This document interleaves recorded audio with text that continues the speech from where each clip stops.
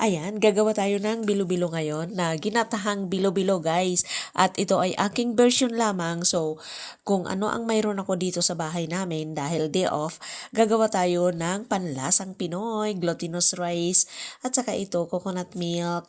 Mayroon akong kaong dito at mayroon akong pasta. Pwede na yan.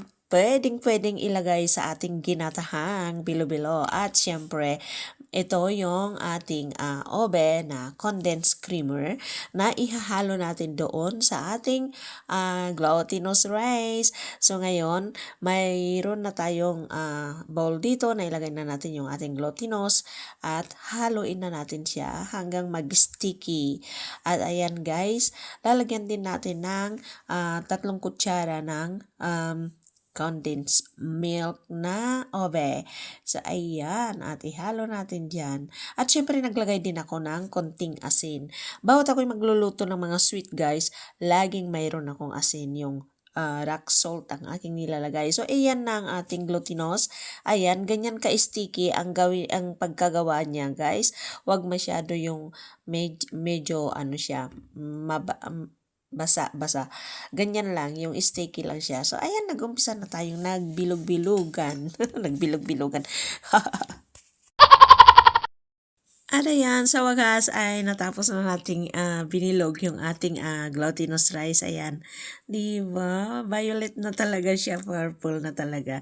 So ngayon guys, mayroon din pala akong ihahalo na carrots. So aking version lang po talaga ito. At kahit naman anong gusto nyong ilagay sa sweet na ginatahan ay okay lang po. Yan lang kasi po ang aking pwedeng ilagay na nandito sa aking bahay. Siyempre guys, para-paraan lang yan. So, carrots ay pwedeng ihalo. So, ngayon mag-start na tayong magluto. Nilagyan ko ulit ng konting asin ng aking isang bowl na pinakuluhang tubig.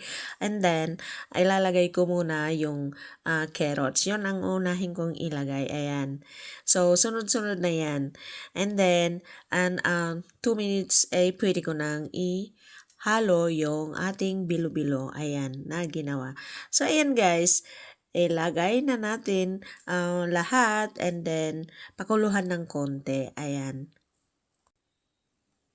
So, ayan na. And then guys, sunod natin ang ating gata, yung isang lata, talagang isang lata lang ang ilagay natin kasi konti lang naman para sa ganun ay magiging malasa yung lasang gata talaga. Ayan. Ayan na, nilagay ko na lahat yung isang latang coconut milk. So, yummy. So, ayan guys, alam nyo ang pagluto ng bilo-bilo ay kung siya ay lumulutang na, ibig sabihin ay okay na, luto na yung ating bilo-bilo. So, ayan guys, habang pinapakuluhan natin, ay isusunod na natin yung ating kaong. Ayan. So, dapat idiniretso ko na lang, no? Pero, okay lang kasi, kaong naman at ready to cook naman na ang mga iyan. Except yung iba, yung kaong lang ang talagang ready to mix. At saka syempre nilagyan ko pa rin ng asukal na 4 na kutsara yun guys ang inilagay ko. Oo.